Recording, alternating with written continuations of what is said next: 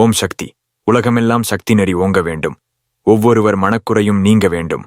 குருவிற்கு அன்புடன் அளிக்கும் பொருட்கள் பிரம்மா, விஷ்ணு, ருத்திரன் எனும் மூவருக்கும், தந்தை, தாய், மனைவி என்னும் இவர்களின் 7 தலைமுறை மூதாதையர்க்கும் உதவிய பொருட்களாகும். அன்னை ஆதிபராசக்தி மேல்மருவத்தூரில் அவதாரம் செய்து எட்டாத உயரத்திலிருந்த ஆன்மீகத் தேனை நம் போன்ற கிட்டா நாவினருக்கு நாவிலேயே சொட்ட வைக்கிறாள். அவள் வழங்கி வரும் வாய்ப்புகளில் நம் முன்னோர் ஆன்மா சாந்தியடையவும், நம்முடைய ஊழ்வினைகள் தணியவும், அமாவாசை தோறும் வேள்வி பூஜைகள் நடத்தவும், பௌர்ணமி தோறும் விளக்கு வழிபாடு நடத்தவும் வழங்கியுள்ளவற்றுள் சில. பக்தி இருந்தால்தான் ஆன்மீகத்தில் முன்னேறி வர முடியும். ஏதோ வந்தோம், பணி செய்தோம், தியானம் செய்தோம் என்றில்லாமல் உணவு கட்டுப்பாடு உள்ள கட்டுப்பாடுகளையும் கூடவே வளர்த்து கொண்டு வந்தால் நீங்கள் ஆன்மீகத்தில் முன்னேறி வர முடியும்.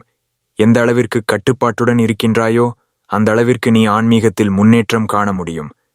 உண்மை உணர்வோடு கௌரவம் பார்க்காமலும் உள்ள தூய்மையோடும் இருந்தால் ஆன்மீகத்தில் முன்னேறி வர முடியும். அன்பும் உயர்ந்த உள்ளமும் எங்கே இருக்கின்றதோ அங்கே வந்து தங்குவதற்கு குருவினுடைய திருவுள்ளம் காத்திருக்கிறது. உயர்ந்த உள்ளமே மாளிகை, தெளிவு குருவின் திருமேனி காண்டல், தெளிவு குருவின் திருநாமம் செப்பல், தெளிவு குருவின் திருவார்த்தை கேட்டல், தெளிவு குரு உருசிந்தித்தல் தானே என்று திருமந்திரம் கூறுகின்றது. அடிகளார் நம் குருநாதர் மனித குலத்தலைவர், உலகை கடைத்தேற்ற வந்துள்ள சித்த புருஷர், அவதார புருஷர், நம்மை முக்திக்கு அழைத்துச் செல்லும் அருளாளர். ஓம் சக்தி.